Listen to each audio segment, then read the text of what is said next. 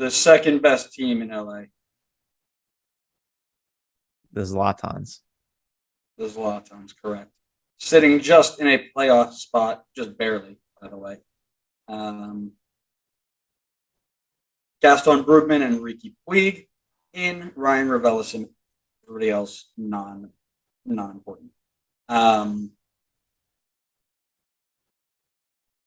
Ricky Puig, getting him on a TAM deal is a great move. Everybody has been talking bad about it because Eurosnovism is a disease. I like Gaston Brugman. He played very, very well in the game that I watched him play. Ryan Ravelis at a loss is not my favorite move. I would have liked to see if they could keep them and play them together. I don't think the money would have allowed it to happen. Plus, it allowed them to bring Ricky Puig in. We'll see how he adjusts to the league. It's a win, barely a win, but it's a win. They didn't lose too much, and they're still in playoff spots. I think they get a little bit better with Brugman and Puig in there. Rebellison is a loss.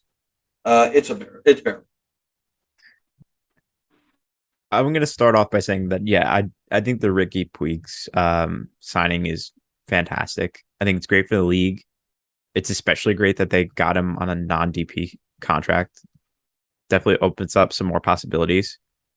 But one thing I will say is like a very I feel like it's beginning to show kind of loss for them is they're watching their rival in the same city have insane pull like this whole window, this whole year, honestly. And you were the team that was known for this in the past. You brought in the David Beckhams, Robbie Keanes, Landon Donovans. And now you're watching your rival do the same thing while you're bringing in Eric Zavaleta and Gaston Brugman. They I'm not are. gonna Go ahead. I'm not gonna call their window a loss because I think they improved overall and made enough improvements that they can still compete in the playoff chase.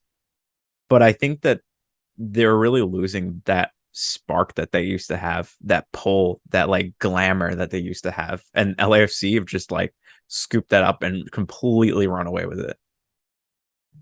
My worry is that they are relying heavily on a winger set that has been extremely poor this season. You mean Grand Sear and Grandsir, Douglas Costa, and don't even get me started on Douglas Costa. I know, but that's That's my point. that's Right? borderline one of the worst transfers in history. You've got three wingers, Revelis and gone. You've got three wingers in Costa, Grandsir, and what's his face, Cabral, Yeah. who have been nothing but poor. You've got Chicharito, who's just tapping in goals left and right. I would have liked to see them go out and use some money on a winger that isn't. Unless they're switching up the formation. I mean, they do have Dejan Javelic as well, who's been, when he gets game time, has been absolutely insane this season. But their midfield is pretty good, I feel like.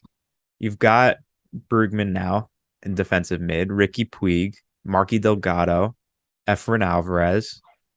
Why not just build through the middle? Like, I know you brought in all these wingers, and you've invested heavily in them, but let's just switch it up. You might as well. It hasn't been working.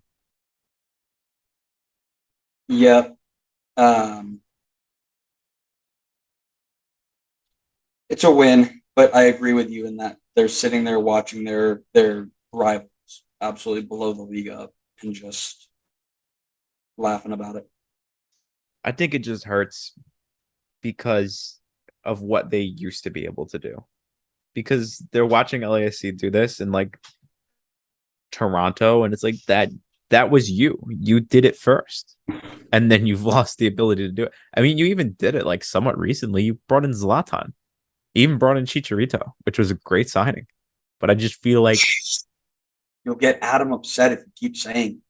If I say it too many times, do you think he'll just appear on the podcast? He'll just pop over my head. Yeah. Yeah, I don't know. I think they're losing their pull. That's what I'll say. They might, right? They're less flashy than before, but that's what happens. You gotta keep up with the times, right? Moving on.